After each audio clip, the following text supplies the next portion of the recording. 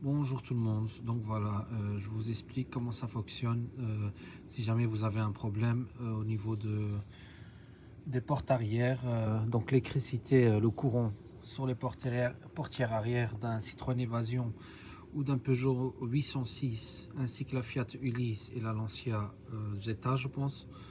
Donc voilà, si jamais vous avez des problèmes que les portières arrière se verrouillent pas, donc au niveau de la centralisation, si jamais vous avez juste les portes avant qui s'ouvrent et les portes arrière ne s'ouvrent pas ou qui se ferment pas, ou si jamais vous avez la vitre arrière qui ne fonctionne pas, ben voilà, je vous montre. Cette porte, elle est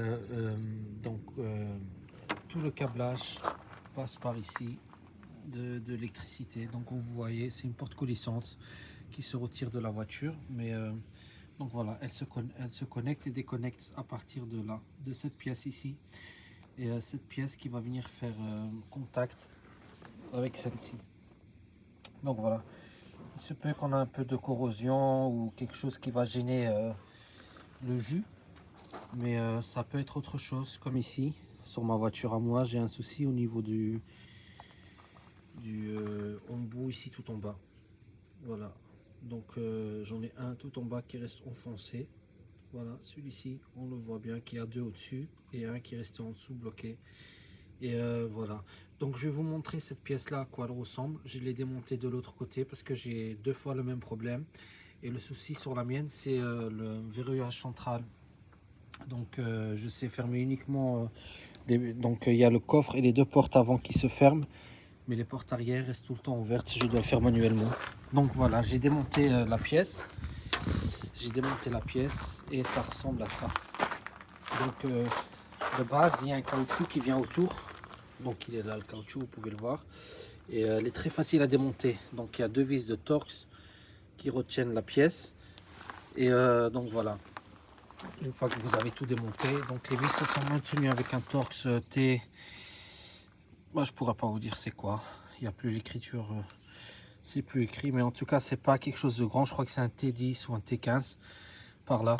Et donc voilà, il y a une fiche ici qui retient donc la pièce. Il suffit d'appuyer l'embout de métal qu'on voit au-dessus. Là, il faut l'enfoncer pour sortir la pièce.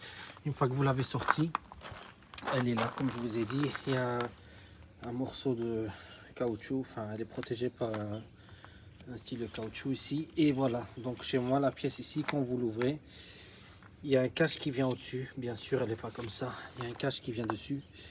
Et elle est donc clipsée avec, comme vous voyez ici sur la surface, il y a trois. Donc un, deux, trois petits clips qui retiennent la pièce. Ça se casse très facilement. Franchement, c'est très fragile. Et voici la pièce.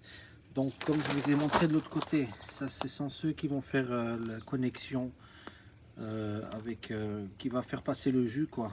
Donc comme je vous ai montré de l'autre côté, j'ai le morceau de tout en bas qui restait enfoncé. Et au fait, le problème, c'est quoi? C'est le ressort que vous voyez. Donc, le ressort que vous voyez, il est rouillé et il est cassé à l'intérieur de la pièce. Donc, voilà. C'est pour ça que la pièce reste toujours enfoncée et il n'y a plus de contact au niveau de la verrouillage, enfin, au niveau du verrouillage de centralisation, voilà. Et il faut que je rechange, je remets un autre ressort ou je trouve un stylo. Comment je pourrais faire ça, je verrai bien. Il suffit que je retrouve le même style de ressort. Par contre, faire attention parce que ce sont des ressorts assez longs. Voilà. Mais voilà, ça ressemble à ça. Mais il y a toujours une solution, toujours moyen de bricoler ça. Et sinon, pour pas très cher, je pense qu'on peut retrouver cette pièce-là dans une casse ou sur eBay. Donc voilà. Sur ce, je vous souhaite un bon boulot et j'espère que cette vidéo pourra être utile. À très bientôt pour d'autres vidéos.